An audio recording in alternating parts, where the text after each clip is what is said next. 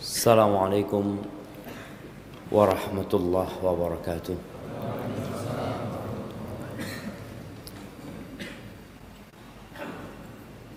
Alhamdulillah alladzi afana fi jasadina wa radda ilaina arwahana wa adhina lana bidzikri. Segala puji bagi Allah Jalla Jalaluh yang telah mengembalikan kepada kita ruh kita, memberikan kesehatan kepada kita. Dan yang lebih indah dari semua itu, Allah memperkenankan bagi kita untuk mengingatnya.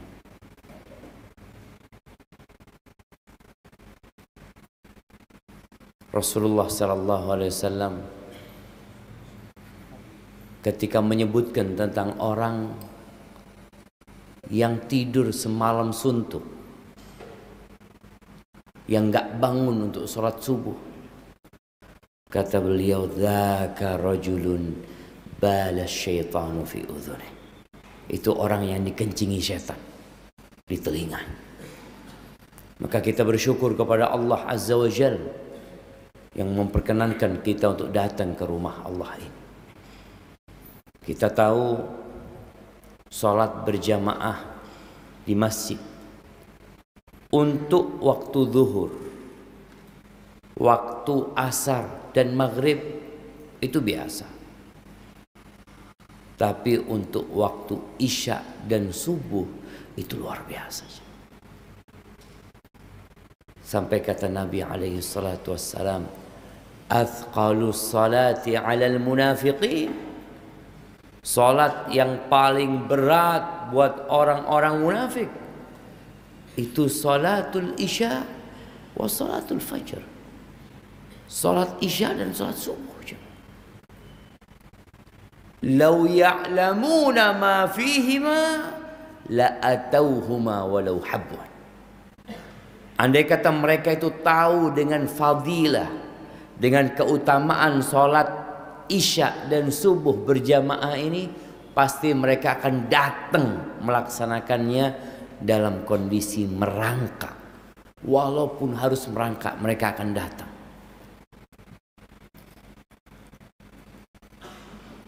Sebagian kita semalam sholat tarawih, ya berapa menit jemaah? 2 jam? Waduh, berlebihan. Berapa? 40 menit. Ada mungkin yang 1 jam. Kata Nabi sallallahu alaihi wasallam, "Man shallal isya fil jamaah fa ka'annama qama nisfal lail." Siapa yang sholat isya berjamaah, dia itu dapat pahala seperti sholat setengah malam. Wa man shallal fajra fi jamaah fa ka'annama qama al-laila kullah. Yang isya berjamaah ditambah subuhnya berjamaah, dia seperti sholat semalam suntuk. Bayangin jemaah, fadilah yang begitu besar yang Allah berikan. Maka seharusnya kita bersyukur yang bisa sholat subuh berjamaah ini, banyak-banyak memuji Allah Azza wa Jalla. Allahumma salli wa sallim wa zid wa barik wa an'im ala abdika wa rasulika sayyidina wa maulana Muhammad wa ala alihi wa ashabihi ajma'in. Ya Allah, semoga salawat dan salam, berkah dan nikmat senantiasa Engkau tambahkan bagi baginda Nabi kita Muhammad alaihi salatu wassalam, untuk keluarga beliau, untuk istri beliau, untuk putra putri beliau, dan untuk seluruh sahabat Nabi. Semoga Allah meridai kita bersama mereka. Amma ba'd. Jamaah, kenapa tema kita? Apa tema kita? Anda ini Ramadan terakhir kita. Ternyata yang membuat orang bersemangat itu, yang menjadikan dirinya dapat memaksimalkan waktu itu, kalau dia ingat ini yang terakhir, udah gak ada lagi kesempatan. Tatkala datang seorang meminta nasihat kepada Nabi SAW dalam hadis Abu Ayyub Al-Ansari yang diriwayatkan Ibnu Majah, orang ini mengatakan, "Ya Rasulullah, allimni wa aujiz." Wahai Rasulullah, ajarin aku tapi yang ringkas. Ini sahabat minta pelajaran dari Nabi SAW, tapi nggak mau yang panjang-panjang. Kenapa? Takut lupa. Makanya kita kajian pagi ini jangan panjang-panjang. Apalagi habis subuh ini, Masya Allah jemaah. Kalau sahurnya nggak terlalu baca, insya Allah aman jemaah. Apa kata Nabi SAW kepada sahabat ini? Idza qumta fi salatika fasalli salata muwaddi'in. Kalau engkau bangkit mendirikan sholat, jadikan sholat itu seperti sholat yang terakhir. Muwaddi' di sini para ulama menjelaskan ada dua makna. Sholatnya orang yang meninggalkan dunia. Jadi ketika masuk sholat, masuk masjid, udah semua urusan dunia tinggal di luar sana. Antum fokus. Karena kita juga nggak tahu apakah kita akan keluar dari masjid ini dalam kondisi berdiri atau tidur. Kita nggak tahu. Mana yang kedua? Seperti orang yang mau mati sudah. Yang dia nggak bakal sholat lagi setelah ini. Kira-kira bagaimana sholat kita, jemaah? Sholat antum tahu bahwasanya malaikat pencabut nyawa lagi nungguin di pintu sana. Antum akan sholat benar-benar khusyuk. Bahkan sujud antum mungkin akan jadi sujud terpanjang. Kita kadang-kala sujud kalau sholat, ya sholat sunnah, umpamanya subhana rabbiyal a'la, subhana rabbiyal a'la, subhana rabbiyal a'la, kayaknya kepanjangan. Subhana rabbiyal a'la sekali kan sudah sah. Sebagian orang antum lihat, kenapa di beberapa masjid ketika sholat tarawih mereka itu cepet-cepetan? Karena mereka berpikir kan besok sholat tarawih lagi kita. Lusa sholat tarawih lagi, masih panjang Ustaz. Sholat tarawih ini 1 bulan, udah jangan panjang-panjang. Karena dia berpikir masih punya waktu. Tapi ketika dia sholat muwaddi', yang dia beranggapan ini sholat terakhir dia, maka mungkin imam sudah assalamualaikum, dia masih sujud, doa terus. Padahal imamnya sudah assalamualaikum. Karena khusyuknya dia, sampai dia tenggelam dalam doanya. Pernah kita sholat kayak gitu jemaah? Pernah Ustaz? Sekali jemaah. Iya, sebagian kita mengalami peristiwa-peristiwa yang menyebabkan dia sholatnya itu khusyuk sekali. Tapi kebanyakan tidak. Maka nasihat Nabi ini dipakai. Hadirkan selalu. Bosnya kita nggak tahu apakah kita bakal sholat duhur nanti, nggak tahu. Wala takallam bi kalamin ta'tadzir minhu. Wasiat yang kedua, jangan ngomong yang akhirnya engkau terpaksa minta maaf nanti. Kalau gitu ya hati-hati ngomongnya. Jadi sebelum ngomong mikir. Karena ada orang setelah ngomong baru mikir. Kok salah mau. Akhirnya minta maaf. Tapi kalau orang ikut nasihat Nabi SAW, dia berpikir sebelum berbicara. Nih yang suka komen, yang suka bikin status, taruh nasihat Nabi ini di benak kita. Kira-kira yang ana tulis ini baik apa tidak? Nyakitin hati orang apa enggak? Karena sebagian kita enggak mikir. Oleh karena itu Nabi SAW ketika memberi wasiat kepada Mu'adz bin Jabal radhiyallahu ta'ala anhu, setelah wasiat yang panjang, lalu Nabi mengatakan, ala adulluka ala milaki dzalika kulli. Kamu mau nggak aku kasih nasihat yang menggabungkan semua nasihat tadi? Bala ya Rasulullah. Beliau mengeluarkan lisannya lalu mengatakan, amsik alaika hadza. Jaga lisanmu. Pegangin lisannya supaya nggak liar. Heran Mu'adz. Kenapa menjaga lisannya jadi wasiat yang menggabungkan semua nasihat Nabi SAW? Lalu Mu'adz mengatakan, ya Rasulullah, wa inna la mu'akhadhuna bima natakallam bihi. Apakah kita akan dihukum, dihisab dengan semua yang kita omongkan? Lalu kata Nabi SAW, wa hal yakubun nas finnar ala wujuhim aw ala manakhirihim illa hasaidu alsinatihim. Mu'adz, thaqilatka ummuka ya Mu'adz. Itu orang-orang yang tersungkur dalam neraka. Karena apa? Karena omongan mereka. Subhanallah, ternyata yang banyak memasukkan ke neraka ini lisan. Antum tidak mencuri,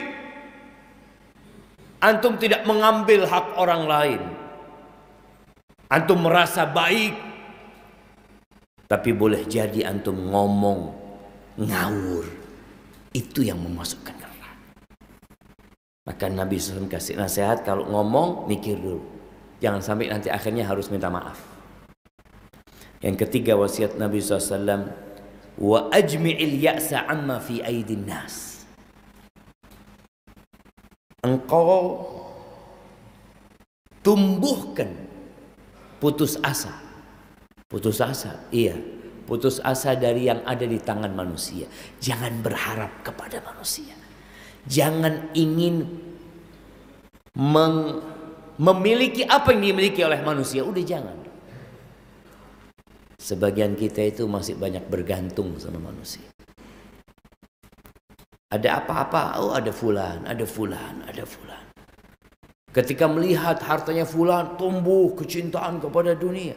Oh jangan, minta sama Allah Azza wa Jalla. Jadi manusia yang mengikuti wasiat Nabi SAW ini, dia akan jadi orang yang terhormat. Salatnya khusyuk, muamalahnya sama manusia baik, dan dia tidak berambisi dunia. Ahibati fillah, kalau bicara andai ini Ramadan terakhir kita, ini mengingatkan kita dengan wasiat Nabi SAW, akthiru dzikra hadhimil ladzat. Perbanyak mengingat pemutus kelezatan, ya'nil maut. Kematian itu memutuskan kelezatan.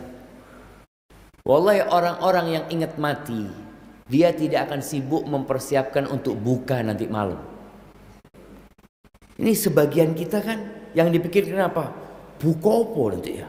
Buka ini, buka ini. Senteni. Iku sesuai. Apa yang antum mau kerjakan sambil nunggu berbuka? Karena kita nggak tahu apakah kita akan sampai berbuka. Tapi gara-gara manusia ini punya angan-angan yang panjang, ya akhirnya dia ibadahnya malas. Abu Hurairah radhiyallahu taala anhu, kalau melihat ada rombongan yang gotong jenazah. Kata Abu Hurairah mengatakan, umdu wa inna 'alal athar. Kata dia, berangkat engkau, berangkat. Kita nyusul. Wallahi kita nyusul. Antum melihat ada jenazah lewat, antum sedang mau nyusul dia. Kita hanya nunggu antrian. Dan antriannya itu random. Nggak harus yang tua dulu mati. Antum kadang kala ngelihat orang yang tua nggak mati-mati, anaknya mati di sini. Kita lihat. Tidak sedikit kakek yang mengantarkan cucunya ke kuburan. Ya apa coba? Kalau kita berpikir seharusnya kakek dulu ini yang mati lah. Wes tuh urip ini. Wa inna 'alal athar. Kita akan nyusul jemaah. Ahibati fillah. Dalam bulan Ramadan ini, siapa yang mengantarkan jenazah? Ada yang mengantarkan jenazah keluarganya? Jemaah, coba angkat tangan. 1, 2, 3, 4, 5. Syuf jemaah. Di bulan Ramadan ini ada yang mengantarkan keluarganya, kerabat. Maka kita harus benar-benar mempersiapkan diri. Apa bekalnya? Wa tazawwadu fa inna khairaz zadit taqwa. Berbekallah kalian. Sebaik-baiknya bekal itu adalah takwa. Dan kita berpuasa di bulan Ramadan untuk mencapai takwa. Kenapa? Ya kalau kita puasa tanpa takwa dan tidak untuk meraih takwa, yang ada sia-sia. Karena Allah Jalla Jalaluh mengatakan, innama yataqabbalullah minal muttaqin. Allah itu hanya menerima dari orang-orang yang bertakwa. Maka ada orang yang puasa bukan karena takwa, karena kepingin sehat. Ada jamaah. Alhamdulillah Ustaz, sejak puasa ini kok badan anak enak ya. Kayaknya anak mau puasa terus. Loh kalau nggak enak, tidak puasa Ustaz. Maka yang pertama niatnya diperbaiki. Kata Nabi SAW, man sama Ramadan imanan wahtisaban ghufira lahu ma taqaddama min dhanbi. Barang siapa yang berpuasa di bulan Ramadan karena iman, karena berharap pahala dari Allah Azza wa Jalla, maka ini orang yang akan diampuni dosa-dosa dia yang lalu. Apakah kita sudah berpuasa karena iman dan wahtisaban? Apakah kita benar-benar sudah menggambarkan dapat apa anak puasa? Karena sebagian kita ada yang berpuasa karena tradisi, karena udah biasa puasa. Antum kenapa puasa? Oh, saya sejak kecil puasa. Iya, nah. Terus di rumah saya semuanya puasa. Apakah dia berpuasa karena imanan atau karena kebiasaan? Sudah enak ada kalau tidak puasa itu. Baca lagi jam. Kita tinggal berapa hari nih ya Ramadannya. Jadikan evaluasi nih untuk hari-hari yang berlalu, kemudian kita perbaiki niat kita. Kalau bicara sahnya puasa kita, insya Allah kita semua tahu niat puasa Ramadan, puasa wajib itu harus sebelum matahari, sebelum fajar terbit. Niatnya itu niat agar puasa kita sah. Tapi niat agar puasa kita mendapatkan pahala yang maksimal, maka imanan wahtisaban. Dengan niat ini tidur pun bisa jadi ibadah. Maka antum dengar naumus shaim ibadah. Tidurnya orang puasa itu ibadah, hadis dhaif. Sehingga orang ketika yang lainnya ngaji, ana mau tidur. Kenapa? Sama-sama ibadah. Antum ngaji ibadah, ana tidur ibadah. Lah. Maka ketika antum benar-benar memikirkan mungkin ini Ramadan terakhir ana, tinggal sedikit, antum akan memaksimalkan puasanya.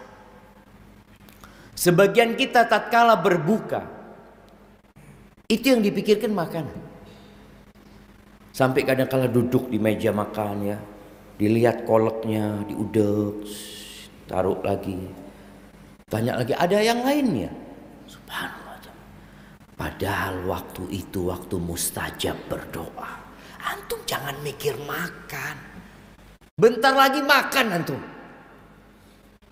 Jangan memikirkan menu yang antum akan santap, tapi pikirkan menu yang antum akan santap di surga Allah Azza wa Jalla. Ada apa di surga ya? Karena katanya orang yang rajin puasa itu ada pintu khusus buat mereka yang akan diberikan kepada mereka. Antum bayangin, orang yang puasa itu katanya pahalanya gak terhitung, gak seperti ibadah yang lainnya. Antum ingat lagi, ya Allah nih waktu mustajab, lalu antum berdoa minta sama Allah Azza wa Jalla. Itu yang harus ada di benak kita. Jadi kualitas ibadah puasa kita ini Masya Allah jemaah. Baca Quran. Sudah juz keberapa antum? Alhamdulillah Ustaz, ana nggak ngejar hatam, ana ngejar tadabbur Quran. Ana ingin membaca sama artinya. Nah, antum sudah juz keberapa? Ya masih ayat ke 100 Ustaz. Dari Al-Baqarah. Terus antum sehari berapa ayat yang dibaca? Ahibati fillah. Oke, kita yang nggak paham bahasa Arab mungkin beda dengan orang yang ngerti bahasa Arab. Ketika kita membaca bagaimana para salafus soleh membaca Al-Quranul Karim ya. Qatadah bin Da'am as-Sadusi tiap 7 malam hatam Quran. Itu sebelum Ramadan.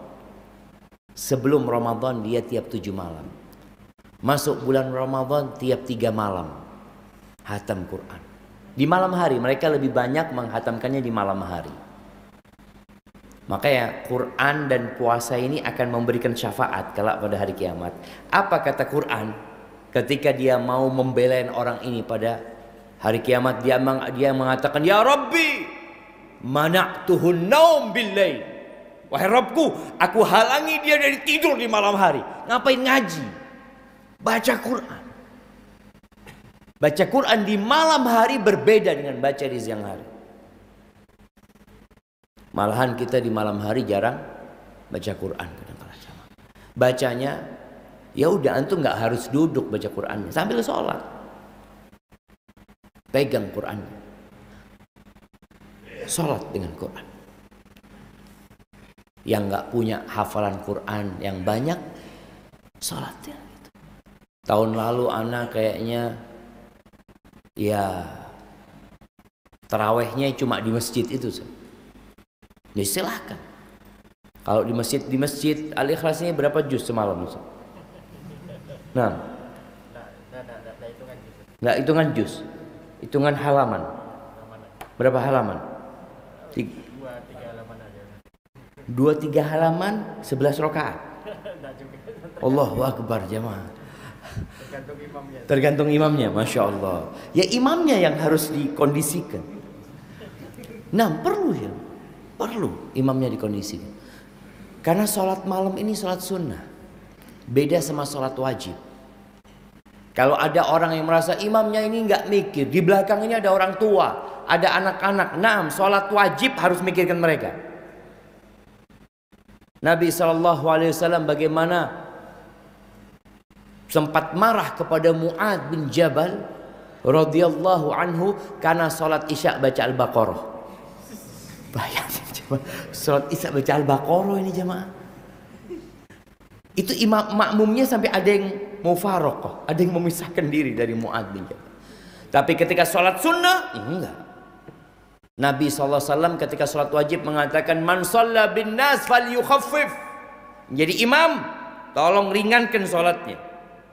Di belakangnya ada orang tua, ada anak-anak, ada orang lemah, ada dzal haja, ada orang yang punya hajat dia. Jangan lama-lama, karena itu sholat wajib ya.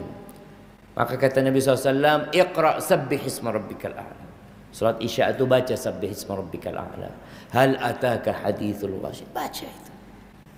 Tapi ketika salat sunnah, salat malam Nabi SAW, beliau pernah salat 1 rakaat 5 juz. 1 rakaatnya Nabi SAW. Ketika Umar bin Khattab radhiyallahu taala anhu memerintahkan Ubay bin Ka'ab dan Tamim ad-Dari menjadi imam salat tarawih di Masjid Nabawi, itu bacanya ratusan ayat. Al-Baqarah itu mereka baca 8 rakaat. Kalau Nabi SAW 1 rakaatnya 5 juz sampai An-Nisa, ini mereka bacanya 8 rakaat Al-Baqarah. Kalau imamnya baca Al-Baqarah 12 rakaat, itu makmumnya ya Allah seneng banget, karena ringan buat mereka. Kita kadangkala sebulan Al-Baqarah tidak hatam. Jadi imamnya kalau dihitung sholat tarawih dari awal Ramadan sampai selesai Ramadan, itu Al-Baqarah nggak selesai. Kalau mau dihitung halaman, ada apa jemaah? Tadi kita tidak menjadikan ini Ramadan terakhir kita. Kita masih berpikir insya Allah Ramadan tahun depan lah Ustaz, kita insya Allah bacanya lebih panjang lagi. Ya sekarang ini di kondisi yang nggak mampu berdiri, duduk jemaah. Karena ini sholat sunnah, nggak apa-apa untuk duduk. Jangan imamnya disalahkan. Ada orang tua umpamanya imamnya kepanjangan, habis sholat 2 rakaat datang ke imam. Pak Imam, ojo tawa-tawa. Wis tuwek. Yang tua silahkan pakai kursi, duduk nggak apa-apa. Ini sholat sunnah jemaah. Bahkan yang nggak sakit pun kalau bicara sholat sunnah boleh duduk. Mama yang muda-muda, aduh anak kayaknya nggak kuat Ustaz, anak mau duduk aja, nggak apa-apa, dapat pahala separuh. Iya, kalau yang sehat salat sunnah duduk pahalanya setengah jemaah, karena dia memang capeknya setengah. Rasul SAW ketika beliau sudah lanjut usia, kadangkala beliau capek, beliau sholatnya duduk, karena beliau tadi bacaannya panjang beliau ketika berdiri. Antum kalau baca qul huwallahu ahad duduk keterlaluan. Nabi SAW itu bacaannya panjang. Ketika beliau mau ruku, baru beliau berdiri. Jadi sedikit beberapa beliau baca berdiri, kemudian beliau ruku. Ini beberapa cara. Insya Allah ketika difahamkan kepada jamaah akan memilih. Mamanya yang kepingin sholat tiap malam 1 juz ya Masjid Al-Ikhlas gitu. Yang kepingin 1/2 juz ya Majelis Fulan gitu. Yang kepingin 1/4 juz Masjid Fulan. Jadi ada pilihan gitu. Tapi kalau semuanya rata, orang mau milih kemana? Anda mau cari yang imamnya 1 juz gitu. Nggak ada, ya antum sholat sendiri. Jadi sholat tarawih itu sholat sunnah yang boleh dilakukan sendiri. Kembali tadi, baca Quran. Ini urusannya dengan membaca Al-Quranul Karim. Ketika antum membaca Al-Quranul Karim dengan target, insya Allah akan tercapai. Maksudnya anak sehari mau baca 3 juz. 10 hari terakhir ini anak mau hatam. Antum niat kepingin hatam, insya Allah antum kalau mati sebelum selesai Ramadan ditulis antum hatam Quranul Karim. Tapi dengan niat tadi. Namun usahakan membacanya dengan artinya, dengan tafsirnya. Itu yang akan membuat kita rindu sama Quran ini jemaah. Karena kita faham Allah ini menurunkan Al-Quranul Karim hudan linnas, petunjuk buat umat manusia. Di mana petunjuknya? Di tadabbur. Maka Allah Azza wa Jalla mengatakan, kitabun anzalnahu ilaika mubarak liyadabbaru ayatihi waliyatadzakkara ulul albab. Ini kitab yang penuh dengan berkah yang kami turunkan kepadamu agar ditadabburi ayat-ayatnya dan mereka orang-orang yang berakal mengambil pelajaran. Bagaimana kita akan dapat mengambil pelajaran kalau kita tidak ngerti? Maka mau tidak mau kita perlu baca dengan tafsirnya. Antum baca dengan tafsirnya. Utsman bin Affan mengatakan, "Lau tahurat qulubukum ma syabi'at min kalami rabbikum." Kalau hati kalian bersih, kalian nggak akan pernah puas membaca firman Tuhan kalian. Allahu Akbar. Maka tadi Qur'annya dikencengin, diniatkan 10 hari terakhir ini jemaah. Kemudian di antara yang diinginkan orang mati, orang kalau mati itu kepingin apa sih? Pingin apa jemaah? Kepingin nikah lagi? Pingin hidup lagi ngapain? Sedekah. Sedekah. Allah Azza wa Jalla mengatakan, ya ayyuhal, di akhir surat Al-Munafiqun, ya ayyuhalladzina amanu la tulhikum amwalukum wala auladukum an dzikrillah wa man yaf'al dzalika fa ulaika humul khasirun. Wahai orang-orang yang beriman, ya Allah jemaah, antum kalau setiap baca Quran itu sama artinya, ketemu ya ayyuhalladzina amanu, antum akan ketemu, oh Allah panggil aku nih. Kenapa Allah panggil aku ya? Jangan sampai harta dan anak kalian membuat kalian lupa, lalai dari mengingatku.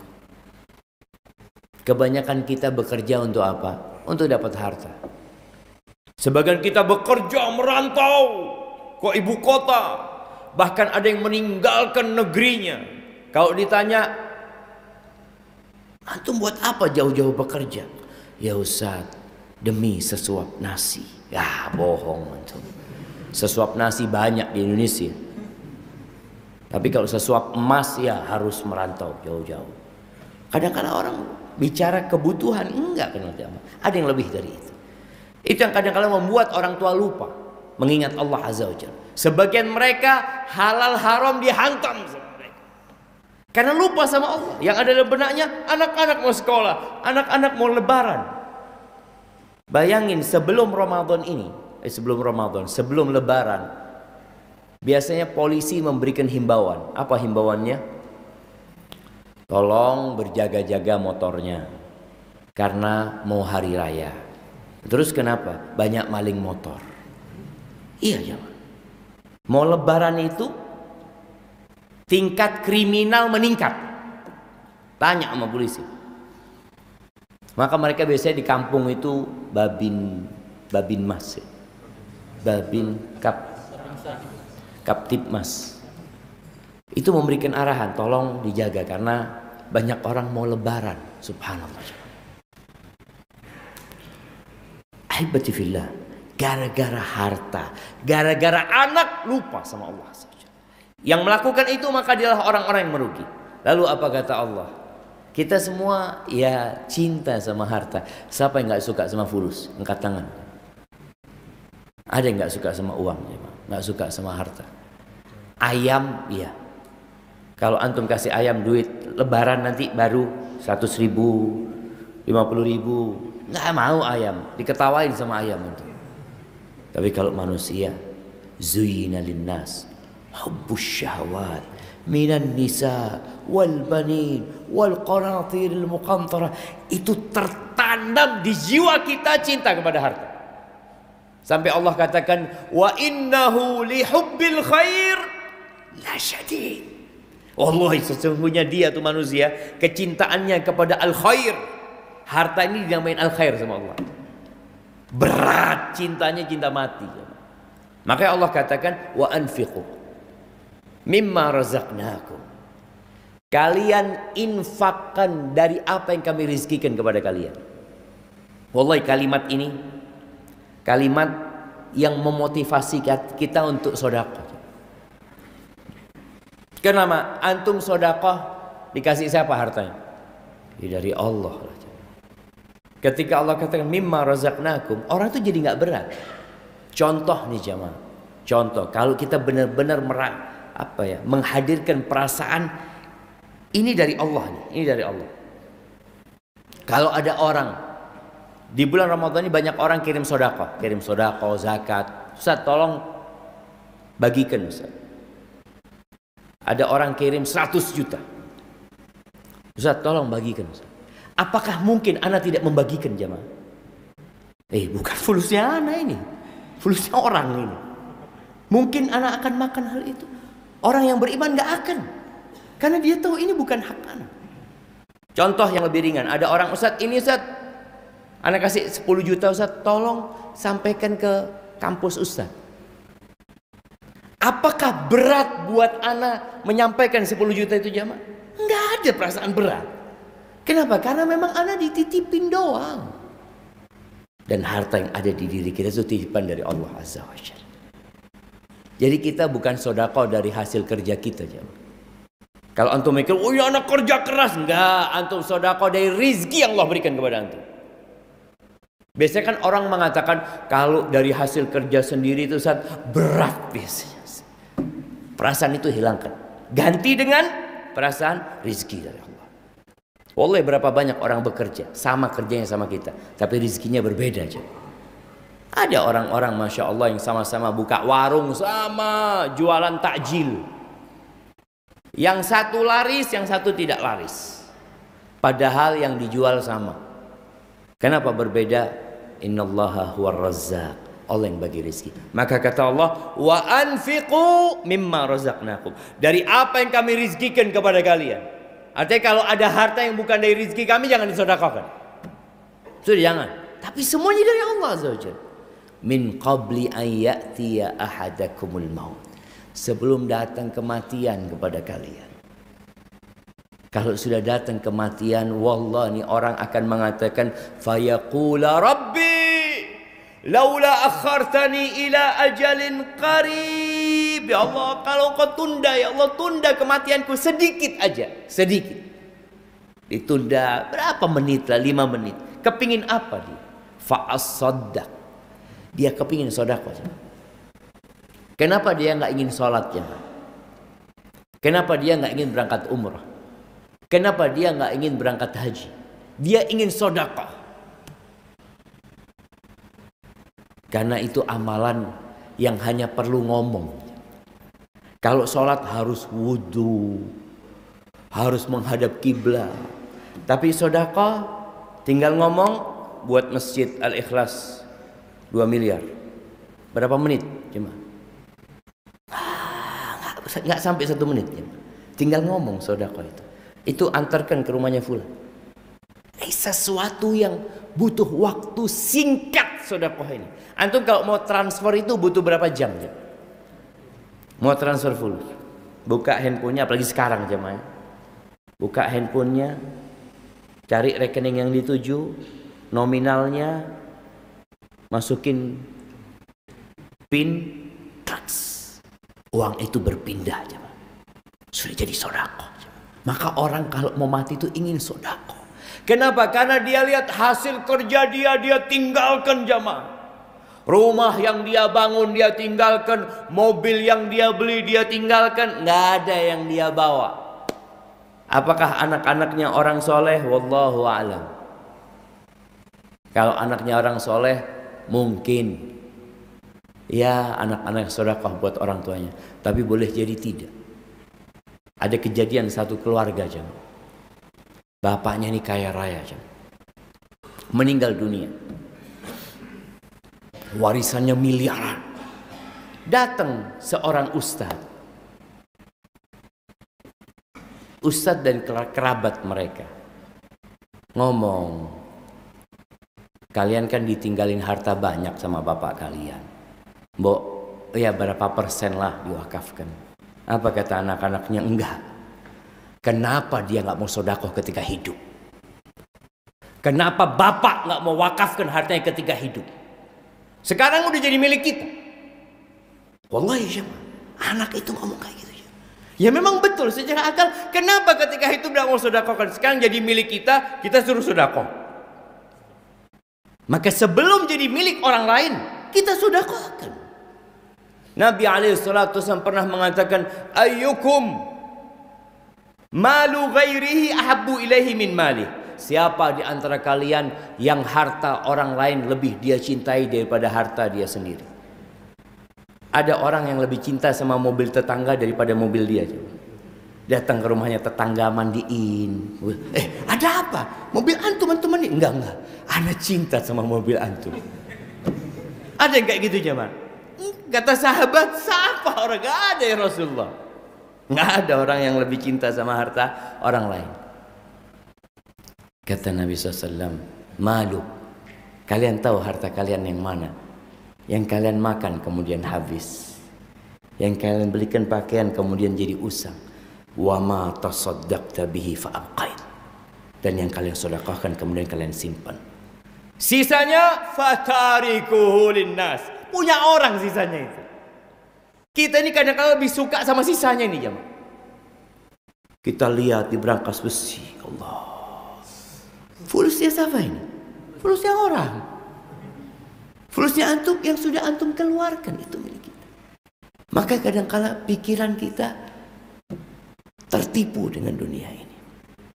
Maka tolong Ramadan ini, apalagi masuk 10 hari terakhir, apalagi di malam-malam yang diharapkan Lailatul Qadar, kita berusaha untuk keluarkan jamaah. Sudah bismillah. Berapa persen? Kita tidak bicara zakat. Zakat ada persentase. Tapi sedekah nggak ada persentase. Antum mau kasih setengah harta antum, monggo. Sebenarnya bukan kita keluarkan jamaah.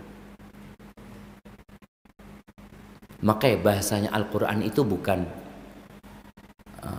mengeluarkan zakat, tapi memberikan zakat.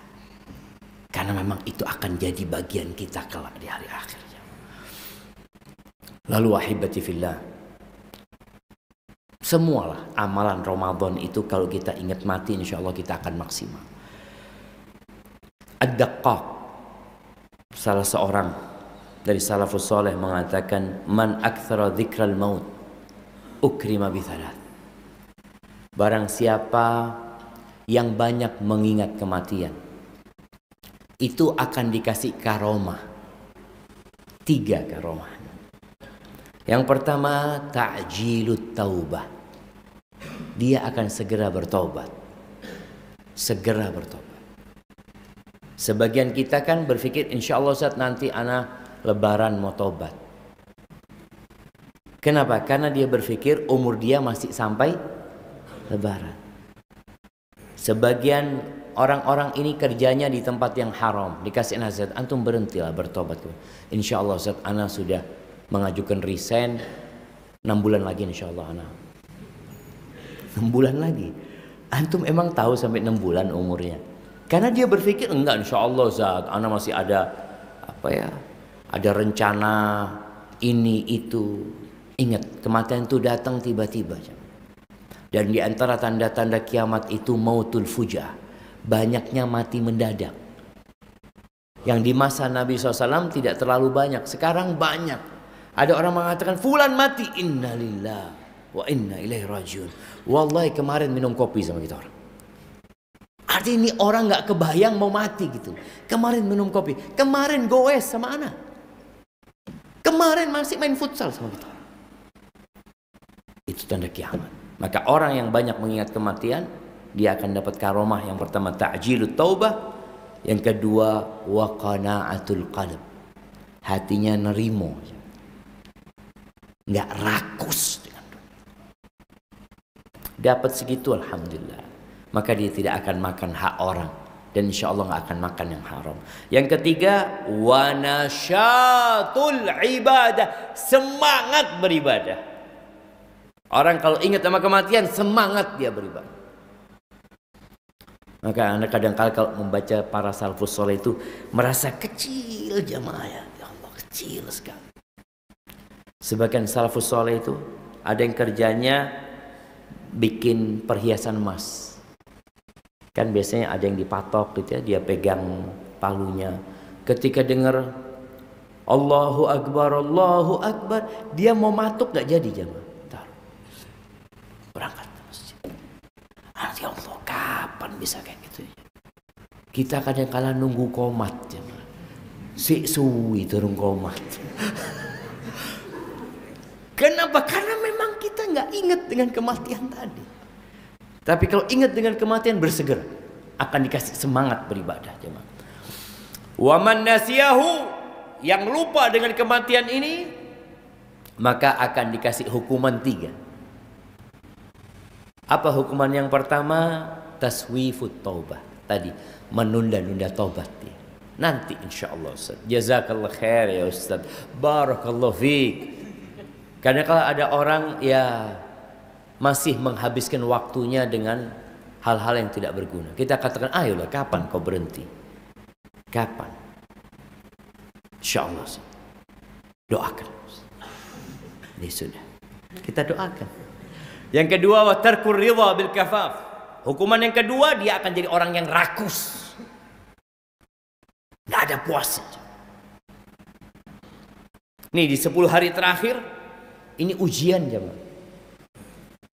Yang punya toko rame-ramenya itu sekarang. Apa bahasanya orang Surabaya? Hah? Kalau orang Jember itu ngomongnya perpekan. Wih, rame pasar itu. Ini keuntungan yang benar-benar Masya Allah jemaah. Bayangkan Nabi SAW 10 hari terakhir malah iktikaf. Para sahabat ditinggalkan. Karena dia berpikir bisa jadi ini Ramadan terakhirku. Berharap aku mati di masjid insyaallah. Mudah-mudahan mati dalam kondisi iktikaf. Lebih baik mana mati dalam kondisi iktikaf sama mati di pasar. Tempat yang paling dicintai Allah, tempat yang paling dibenci Allah, pasar. Bukan berarti antum nggak boleh ke pasar, boleh jemaah. Kita butuh kehidupan, tapi jangan sampai rakus. Ingat dengan kematian. Sehingga ketika berangkat ke pasar, ingat doa masuk pasar. Ingat dengan larangan-larangan ketika berdagang. Itu insya Allah akan membuat kita jadi tadi ridho, qanaah dengan yang sedikit. Hukuman yang ketiga, at-takasul fil ibadah. Malas ibadah. Orang kalau nggak ingat sama mati, wallahi malas untuk beribadah. Ahibati fillah, yang terakhir sebelum kita masuk ke sesi tanya jawab. Ada amalan yang kadangkala kita lupakan. Apa? Menjaga silaturahim.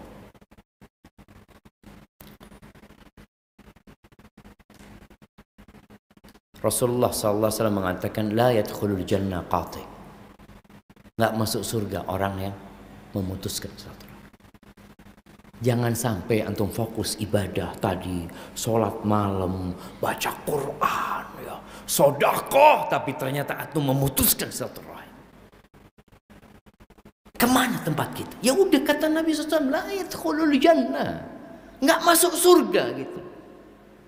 Ini menunjukkan bahwa tatkala kita di bulan Ramadan, kita jaga hablum minallah, tolong hablum minan nasnya dijaga, khususnya kepada kerabat kita.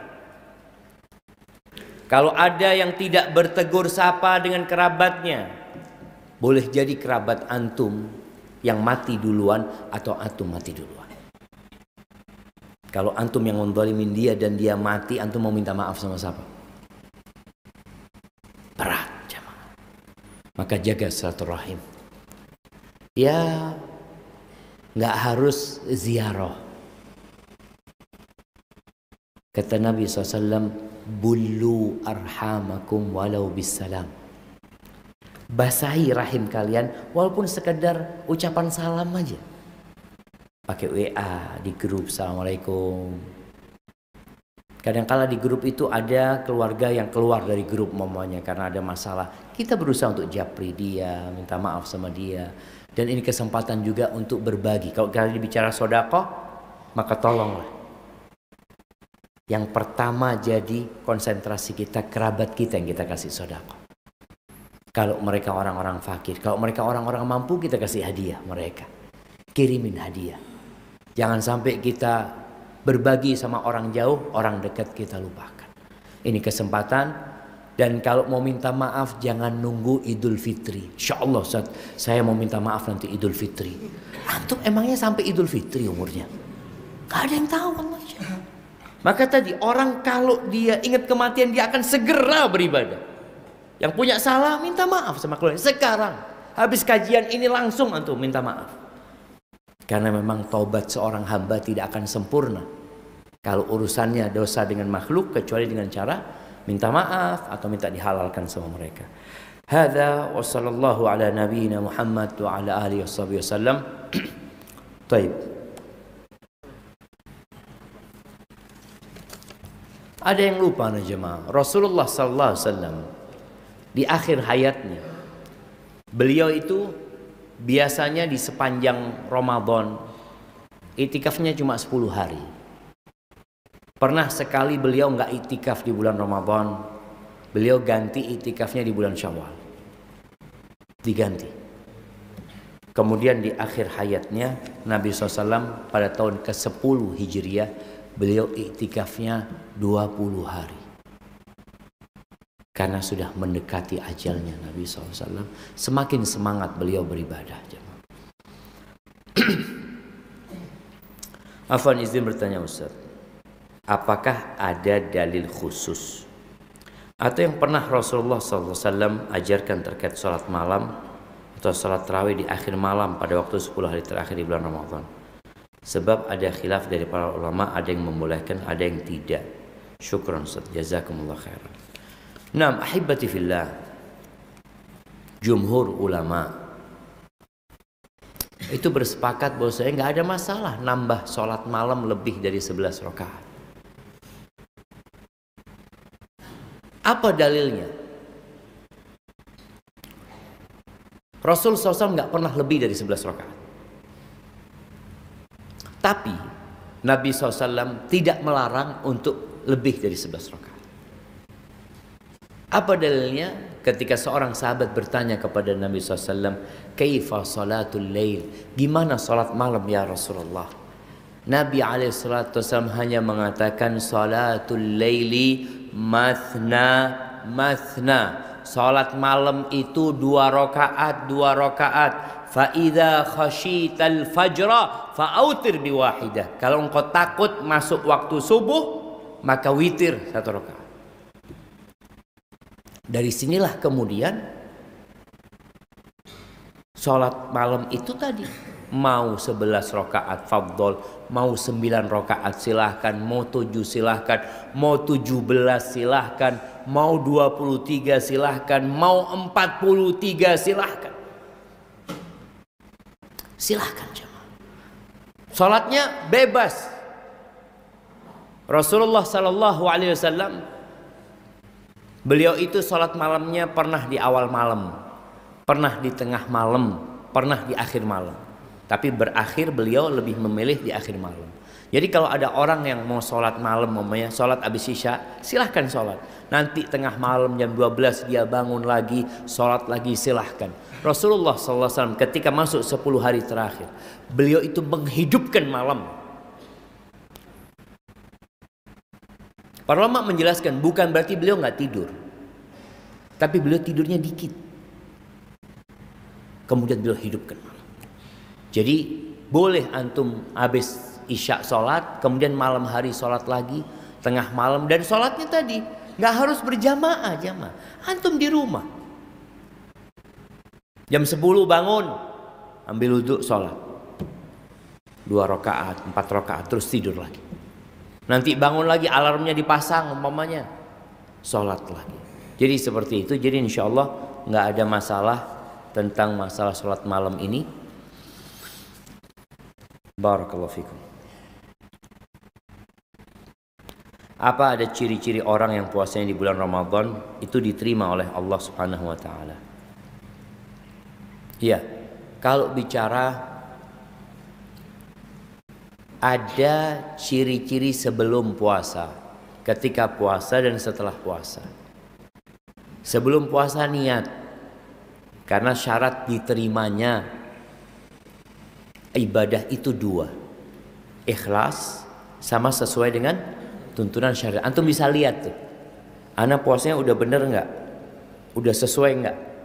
Niat antum sendiri juga bisa mengecek. Kemudian setelah ibadah itu, antum tahu ibadah antum ini benar apa tidak. Allah Azza wa Jalla mengatakan, balil insanu ala nafsihi basirah. Manusia itu tahu dengan dirinya. Dia tadi sholat subuh, apakah dia khusyuk ketika sholat subuh atau sambil merem-merem? Dia tahu. Tapi ada orang yang nggak sadar.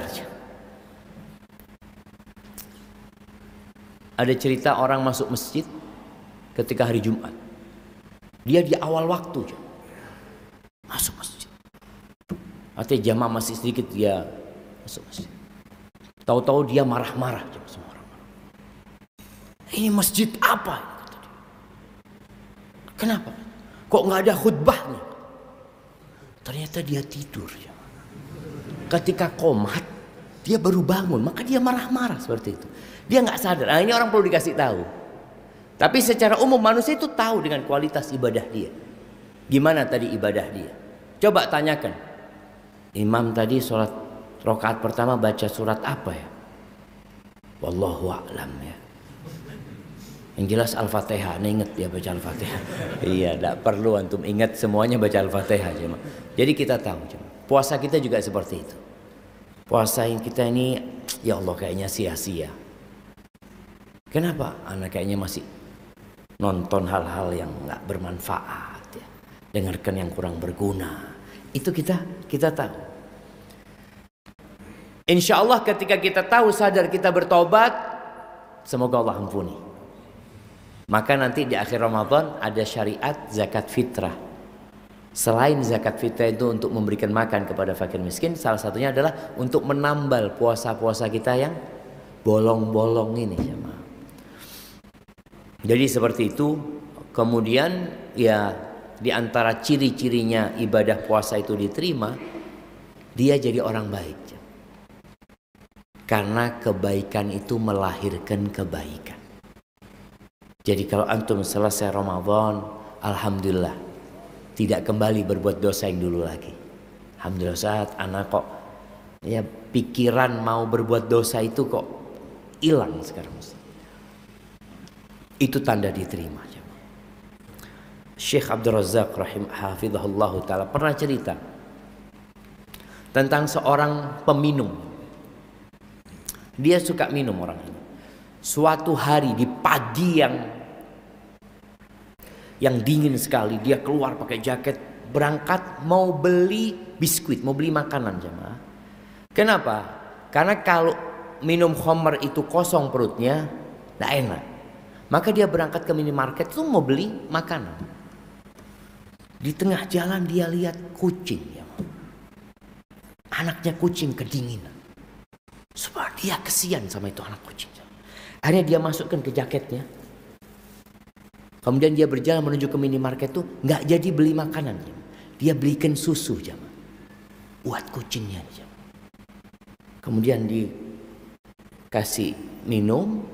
Lalu dia nggak jadi minum sudah dia. Karena perutnya kosong dia tidur. Setelah bangun tidur. Dia itu jadi benci sama minuman keras. Itu tanda-tanda diterima tadi amalan itu jamaah. Artinya dia jadi orang yang lebih baik. Seperti kisah Nabi SAW tentang perempuan pelacur yang memberikan minum kepada seekor anjing. Bukan berarti dia terus jadi pelacur jemaah, enggak. Artinya setelah dia memberikan minum kepada anjing tersebut, dia diampuni sama Allah Azza wa Jalla. Dia berhenti, dia benci dengan perbuatannya. Maka jangan berpikir pelacur ngasih minum anak, kasih minum anjing lagi, besok kasih minum malam masih melacurkan diri. Na'udzubillah min dzalik. Itu tanda-tanda berarti yang dia sedekahkan bisa jadi belum diterima sama Allah Azza wa Jalla.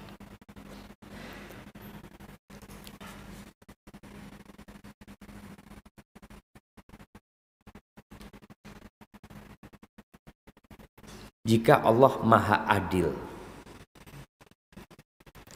kenapa setiap bayi yang dilahirkan akan mempunyai status yang berbeda? Ada yang dengan orang tua lengkap dengan harta yang banyak, dan ada yang yatim atau piatu dengan kondisi ekonomi yang sulit. Masya Allah jemaah. Kata kalau bicara keadilan Allah itu adil kalau memberikan hukuman. Tapi kalau memberikan pahala, Allah itu melebihkan. Makanya kalau kita bicara keadilan Allah, berbuat dosa 1 ditulis berapa? 1. Berbuat ibadah 1 ditulis 10. Kalau bicara tentang kehidupan dunia ini,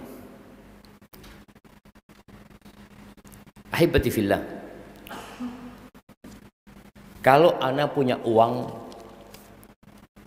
100 juta, ana kasih beliau 10 juta, ana kasih ini 5 juta, ana kasih itu 3 juta, ana kasih sana 20 juta. Apakah orang yang ana kasih itu pantas mengatakan Ustadz tidak adil? Kata dia, aku mau kasih terserah aku gitu. Kalian gak punya hak apa-apa sehingga menuntut keadilan dalam pemberian itu. Kenapa? Karena uangnya ana. Apakah kalau ana berbagi ke tetangga ana kasih 10 juta, yang sana kasih 7 juta, mereka pantas datang ke rumah ana mengatakan Bapak tidak adil? Kenapa? Kenapa dikasih sana 10 juta, saya 7 juta? Ya sudah, saya gak kasih kamu sekalian, sini. Boleh saya katakan itu? Boleh, karena memang ini haknya ana. Dan ini Allah Azza wa Jalla yang punya alam semesta ini. Kemudian ahibati fillah, ada orang yang memandang dunia ini dengan pandangan yang menyilaukan. Ahibati fillah, dunia ini, maka antum lihat orang kafir banyak yang kaya-kaya. Kata Nabi SAW, innallaha yu'ti dunya man yuhibbu wa man la yuhib. Allah berbagi dunia ini kepada semuanya. Yang Allah cintai, yang Allah tidak cintai, Allah kasih. Wala yu'til iman illa man yuhib. Tapi Allah tidak berbagi keimanan kecuali kepada orang yang Allah cintai. Dunia ini tidak lebih dari satu sayap nyamuk. Di sini tempat ujian, di sini tempat beramal, bukan tempat mendapatkan ganjaran, bukan. Jadi kalau bicara keadilan, nanti antum akan mendapatkan keadilan atas apa yang antum kerjakan. Orang pantas mengatakan saya minta hak saya, oh fadhol, antum bekerja. Tapi antum dikasih, ya katakan alhamdulillah. Jadi seperti itu. Jadi kalau bicara keadilan Allah, ya Habib, Masya Allah, Allah hadzal malikul adl.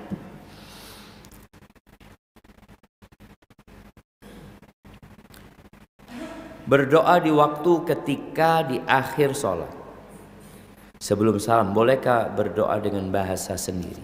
Ini masalah ada khilaf di antara para ulama. Bolehkah kita dalam sholat berdoa dengan selain bahasa Arab? Bukan cuma bahasa Arab ya, selain doa yang diajarkan oleh Allah dan Rasulnya. Memang di dalam madhab Syafi'i mereka melarang. Jadi kalau antum mungkin mendengarkan seorang ustadz menjelaskan sahih, mereka berpendapat terlarang karena ya harus dengan bahasa Arab dan harus dengan doa yang diajarkan oleh Allah dan Rasulnya yang dibaca di sana itu. Tapi ana lihat pendapat yang lebih kuat, nggak apa-apa bagi yang tidak mampu berbahasa Arab. Artinya dia nggak mampu. Kalau mampu ya dia harus dengan bahasa Arab. Dia hafalkan doa yang diajarkan Nabi SAW, kemudian dia baca ketika dia sedang sholat itu jamaah. Maka solusinya kalau ragu, ya udah baca doanya di luar sholat. Kalau mau pakai bahasa Indonesia, baca doanya di luar sholat. Kalau kepingin baca ketika sholat, ya usahakan dihafalkan doa-doa yang diajarkan Allah oleh Rasulnya. Walaupun sekali lagi masalahnya ada khilaf jamaah. Barakallahu fikum. Bolehkah seorang wanita iktikaf di masjid bersama suami? Atau cukup menghabiskan malam Lailatul Qadar di rumah saja? Dan apa saja yang bisa dikerjakan saat malam Lailatul Qadar dalam waktu yang berjam-jam tersebut? Masya Allah. Ya ahibati fillah, perempuan sama dengan laki-laki dianjurkan iktikaf di masjid. Rasulullah SAW pernah iktikaf di masjid, istri-istrinya langsung bikin tenda. Jadi iktikafnya itu pakai tenda aja. Di masjid mereka pasang tenda, masuk ke dalam tendanya tersebut. Setelah Nabi SAW meninggal dunia, istri-istri Nabi masih iktikaf di masjid. Di 10 hari terakhir mereka beriktikaf. Mana yang lebih utama, di masjid sama di rumah? Tentunya di masjid. Walaupun ada pendapat Al-Imam Abu Hanifah dalam mazhab Hanafi, beliau berpendapat bahwasanya iktikafnya perempuan di masjid rumahnya itu lebih utama. Bukan di rumahnya, tapi di masjid rumahnya. Ada kan rumah yang punya musola, ya udah dia iktikaf di sana. Ya sama hukumnya dengan di masjid. Itu pendapat Imam Abu Hanifah, tapi pendapat jumhur ulama tetap yang lebih utama di masjid. Yang namanya iktikaf itu al-lubthu fil masjid, yang menetap di masjid.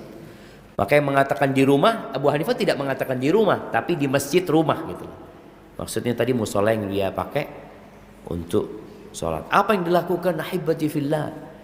Ini orang bingung ngapain ya di malam itu. Di masa Nabi SAW, di masa para sahabat Nabi, mereka itu sholat malamnya sampai mau sahur ya. Jadi kalau dilakukan, ya sholat. Karena kita biasa baca qul huwallahu ahad, qul a'udzu binnas, mau sholat 20 rakaat baca itu berapa jam? Sejam gak nyampe. Tahu-tahu ya Allah, masih lama subuhnya ini ya. Ngapain anak? Ya tadi anak anjurkan, sholatnya pegang Quran. Sehingga kita bisa baca ya paling tidak lebih panjang daripada yang kita hafalkan. Setelah itu berzikir. Capek berzikir, beristighfar. Puji Allah Azza wa Jal. Kemudian baca doa. Allahumma innaka afuun tuhibbul afwa fa'fu anni. Bagaimana cara membayar hutang puasa dan apakah ada batasan waktunya? Naam, ahibati fillah.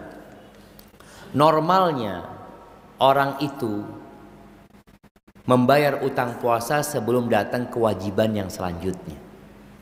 Jadi waktu bayar utang itu berapa bulan? 11 bulan. Dari sejak bulan Syawal sampai bulan Sya'ban. Itu waktu membayar hutang. Tapi kalau ada yang berhalangan, ya nggak ada masalah. Dia bayar kapan dia mampu. Seperti orang sakit. Ada orang sakit yang sakitnya diharapkan sembuh. Tapi sepertinya untuk tahun ini dia belum bisa menggantikan puasanya. Nggak usah bayar fidyah.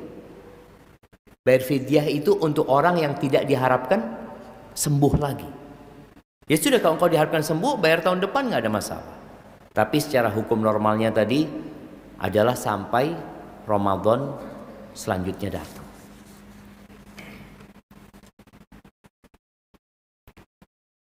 Apakah seorang perempuan wajib setiap waktu sholat di masjid? Apalagi untuk waktu sholat subuh dan sholat isya.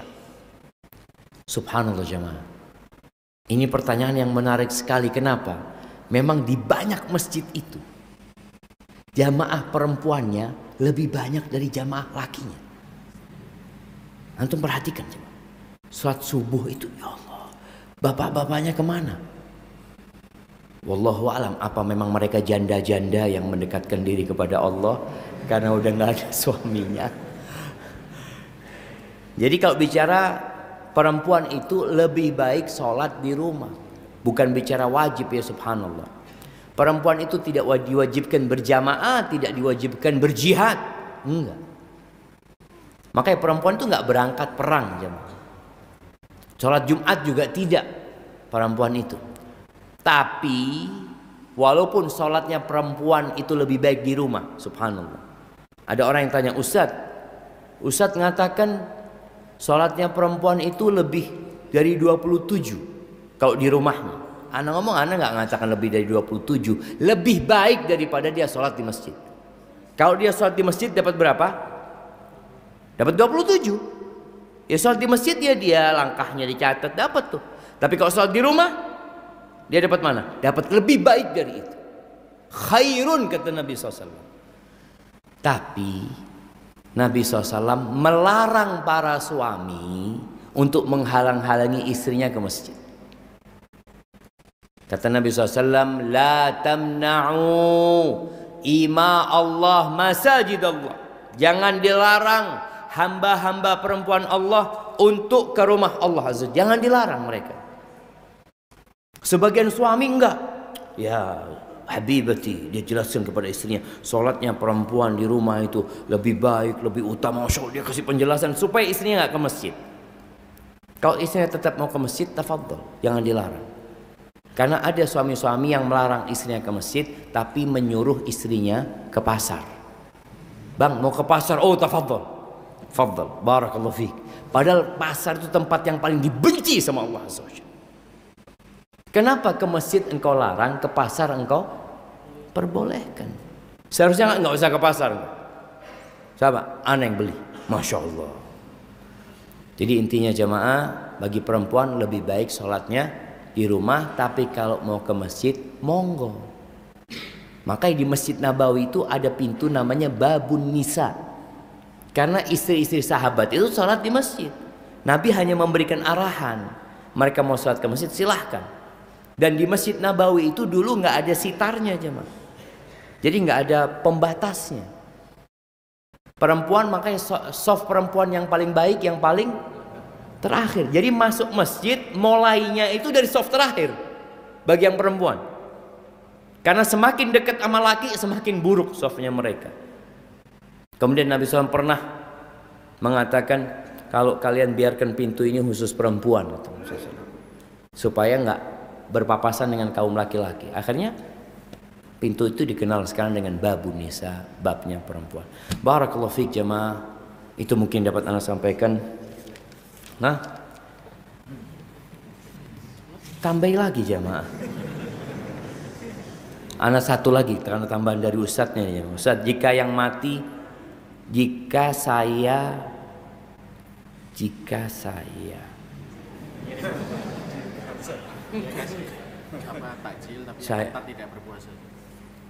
saya niat beri takjil tapi ternyata dimakan oleh orang yang tidak berpuasa, gimana pahalanya? Allah akan kasih pahala sesuai dengan niat antum.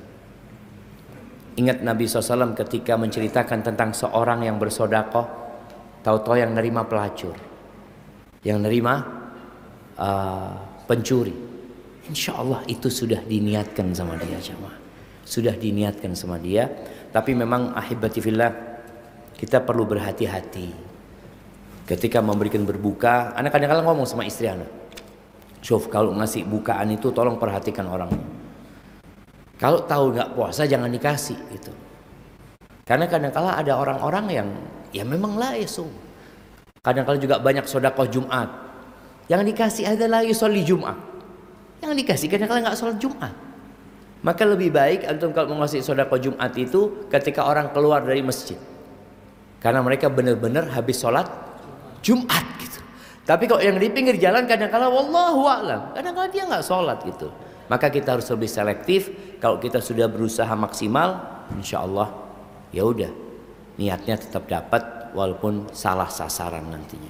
Itu mungkin dapat Anda sampaikan. Kurang lebihnya mohon maaf. Tidak semua pertanyaan bisa dijawab jamaah karena hari ini bukan hari libur. Kalau hari libur sampai jam 7 kita jamaah. Baik. Subhanakallahumma bihamdika asyhadu an la ilaha illa anta astaghfiruka wa atubu ilaik. Sallallahu ala nabiyyina Muhammadin wa ala alihi wasallam.